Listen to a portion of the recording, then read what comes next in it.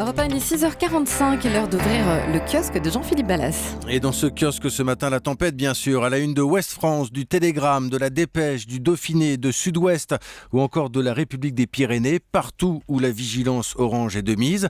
Nous sommes allés faire un tour tout à l'heure sur les sites internet de ces journaux. On peut y voir notamment des vidéos prises en bord de mer, c'est le cas sur le site du Télégramme. Des vagues et des rafales de vent toujours impressionnantes.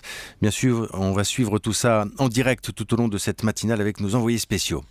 Il y a quelques jours, vous l'avez désigné personnalité de l'année sur notre site europe1.fr. Et bien ce matin, il est en une du Figaro. Le pape François, l'homme qui bouscule l'Église, titre le quotidien. Le souverain pontife se prépare à célébrer sa première messe de Noël. La foule attendue à Rome pour un pape imprévisible, écrit le Figaro. Il aime les contacts directs avec les gens, particulièrement les plus déshérités, et pourrait réserver quelques surprises. Une personnalité décidément hors norme pour le Figaro, qui publie effectivement une photo hors norme du pape avec un nez rouge. C'est à voir ce matin. Et puis vous allez sans doute vous frotter les yeux en voyant la une de l'Équipe. 6,16 m au saut à la perche, record du monde pour le Français Renaud Lavillenie.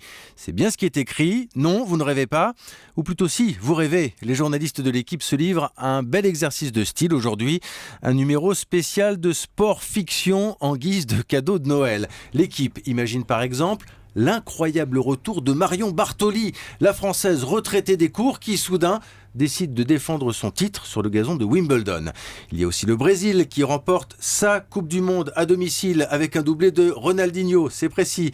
Et les Bleus dans tout ça, eh bien, elles se sont inclinées en demi-finale, mais le jeune Pogba a été élu meilleur joueur de la Coupe du Monde, tandis qu'on apprend qu'un autre Français, l'entraîneur Rudy Garcia, devient sélectionneur de l'équipe d'Italie. Tout arrive. C'est le journal L'Équipe, équipe de rêve, numéro spécial, fiction ou anticipation, à vous de voir. Europe 1, il est 6h47.